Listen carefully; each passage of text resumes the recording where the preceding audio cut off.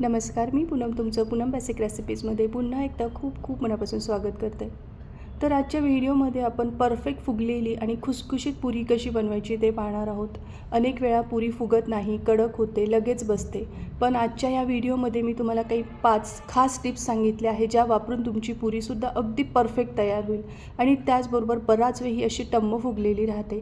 ह्या टिप्स वापरून एकदा तुम्ही अशी पुरी करून बघा, तुम्हाला नक्की आवडेल. सणासुदीच्या दिवसामध्ये किंवा बटाट्याच्या भाजीसोबत, श्रीखंडासोबत खायला या पुऱ्या खूप छान लागतात. चला रेसिपीला सुरुवात करूयात. एका बाउलमध्ये आपल्याला 2 कप इतकं गव्हाचं पीठ घ्यायचं आहे. तर गव्हाच्या पिठाच्या पुऱ्या पण खूप छान होतात. काही ठिकाणी मैदाही वापरला जातो, पण आपण गव्हाच्या पिठाचा वापर केला आहे. यात एक मोठा चमचा भरून बेसन पीठ आणि पाव कप आपल्याला बारीक रवा म्हणजे चिरोटी रवा टाकायचा आहे. त्यानंतर पाव चमचा मीठ टाकायचं आणि अर्धा चमचा साखर टाकायची आहे.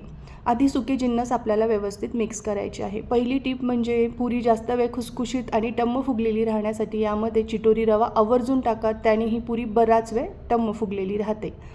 आता हे सुके जिन्नस आपण मिक्स केल्यानंतर आहे ना, यामध्ये 2 मोठे चमचे कडकडीत गरम करून घेतलेलं तेल टाकायचं आहे.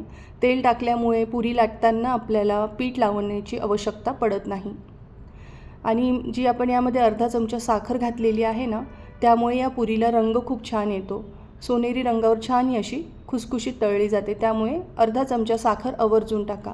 आता तेल आधी व्यवस्थित या पिठाला आधी चोळून घ्यायचं आहे आणि मग थोडं थोडं करत पाणी टाकून आपल्याला याची घट्टसर कणिक मळायची आहे.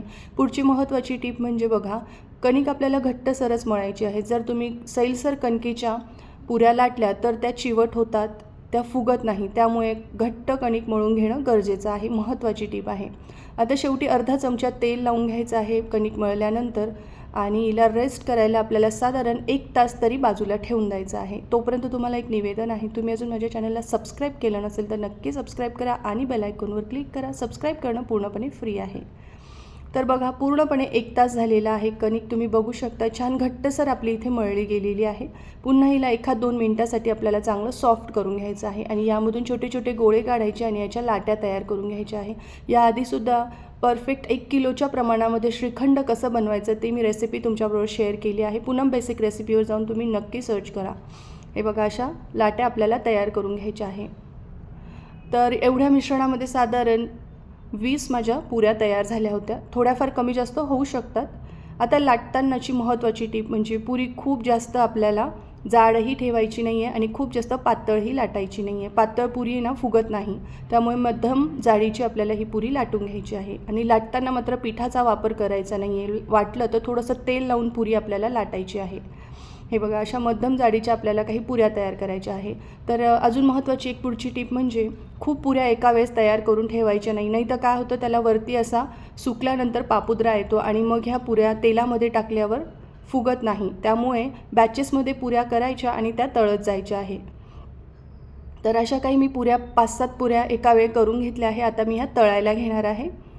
तर तळण्यासाठी मात्र तेल व्यवस्थित आधी लोखंडाच्या कढईमध्ये मी गरम करून घेतलं आहे. तर तळताना महत्त्वाची टीप आहे, तेल आधी कडकडीत गरम करून घ्या. मग गॅसची फ्लेम मीडियम करा आणि हे बघा, असं पुरीवर झाऱ्याने तेल सोडत जायचं आहे. म्हणजे आपली ही पुरी अगदी टम्म फुगते. जर तुमच्याकडे पार्टी असेल आणि तुम्हाला खूप मोठ्या प्रमाणात पुऱ्या करायच्या असतील तर काय करायचं, सगळ्या पुऱ्या लाटून घ्यायच्या, प्लास्टिकच्या पेपरवर एकसारख्या ठेवून घ्यायच्या आणि मग वरतून पुन्हा प्लास्टिकचा पेपर झाकून ठेवायचा आणि आयत्या वेळी तुम्ही ह्या पुऱ्या तळून सर्व करू शकतात. तर तुम्ही बघू शकता मस्त गोल्डन रंगावर आपल्या ह्या पुऱ्या तळल्या गेलेल्या आहे.